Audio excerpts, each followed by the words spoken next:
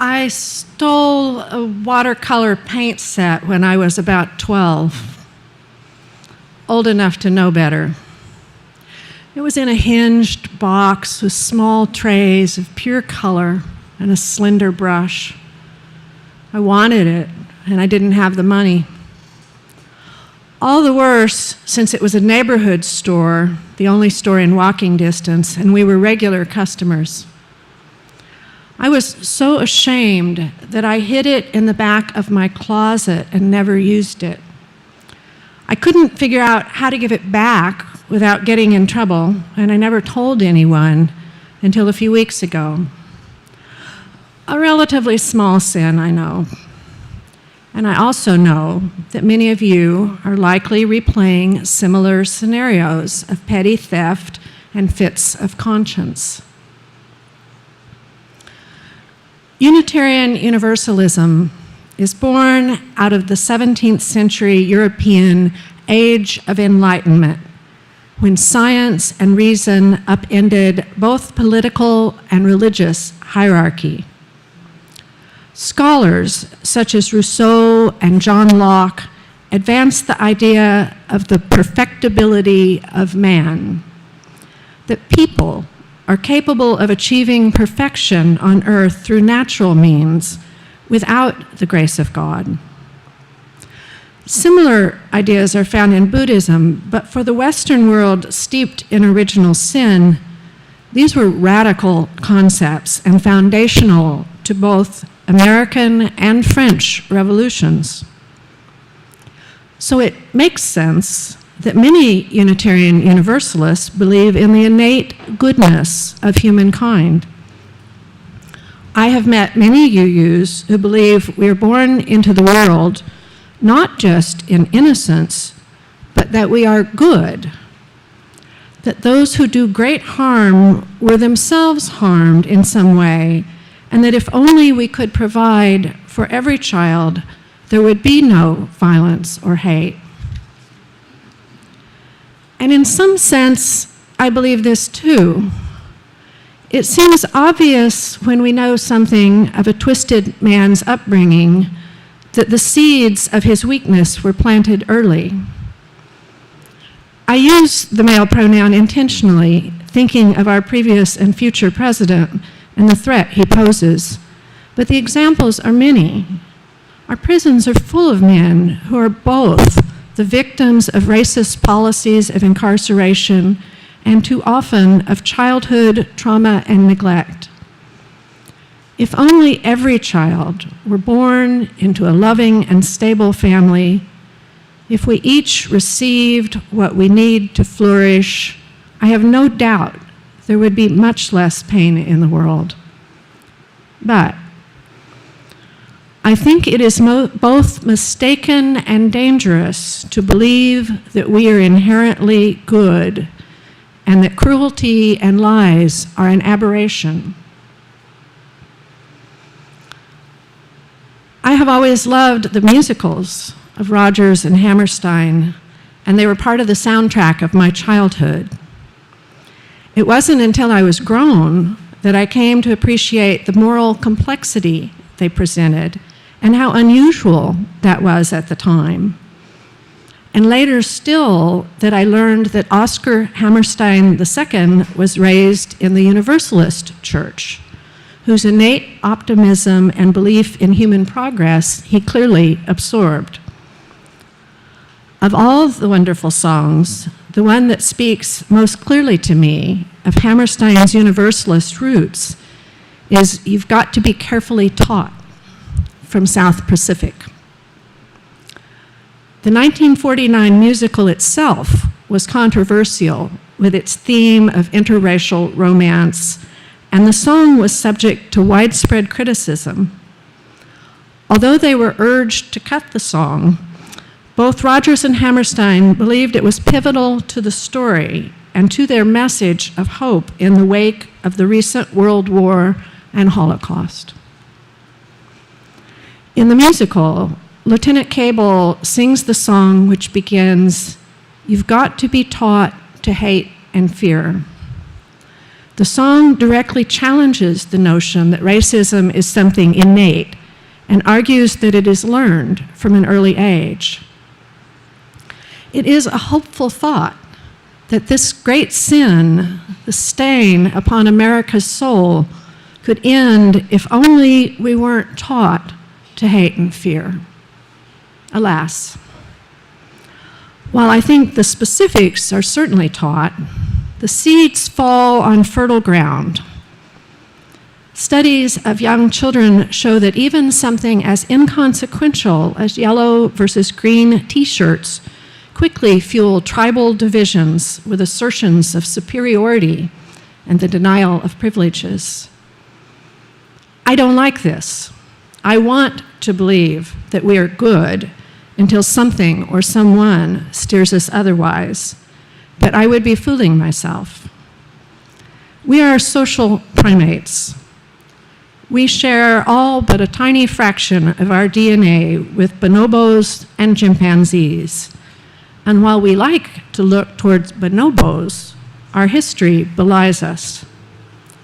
Tribalism and xenophobia are our genetic heritage, but they are not our destiny. If there is an original sin, this is it. To erase hate takes more than not teaching it. We are also born with the capacity for empathy and a desire to please, which is why I think it is essential that we recognize that we all have the capacity for both kindness and cruelty, truth and lies.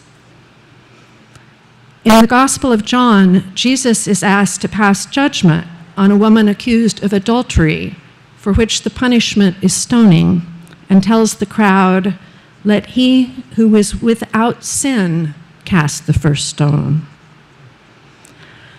The Christian church has too often used fear of damnation as a marketing tool and taught that we inherit a tainted nature in need of salvation. Our universalist forebears embraced a loving God and saw our human failings as stumbles on a path that, should we choose to follow it, led toward goodness. I was raised Unitarian, and we were told that the word sin is from archery and means to miss the mark. I always found this helpful because, in fact, the vast majority of my sins are mistakes, misjudgments, inattention, and error. Not that mistakes can't be serious or cause real harm to self or others, but mostly there was no ill will involved, often quite the contrary, as we know well, the road to hell is paved with good intentions. Which raises the ever-thorny issue of whether we judge actions by intentions or outcome, or perhaps some algebraic formula that takes 2 parts one and 3 parts the other. I think it is more important to consider the point of the calculation. Do we seek insight or judgment into our own actions or those of others? We often hold ourselves to a higher standard than we hold others. Given that our own choices are all we can even possibly control, that's not necessarily a problem. But without compassion, we may continue to berate and punish ourselves for mistakes we have made. Returning to the archery metaphor, our self-blame is the Buddhist concept of the second arrow. It is worth remembering for both self and others that most of the time, the harm we cause or suffer is not intentional but poorly aimed. The key to moving from judgment to insight is compassion, to hold oneself and others in loving kindness. But what of those wrong actions that are intentional? the harsh words spoken in anger, the inappropriate flirtation or liaison, the paint box I coveted and stole, the confidence betrayed. The understanding of sin as archery's missing the mark seems inadequate when I have knowingly done wrong. Leave aside the question of free will, which is another can of worms. There are mistakes, and then there are times that we are purposely turned away from what we know is right.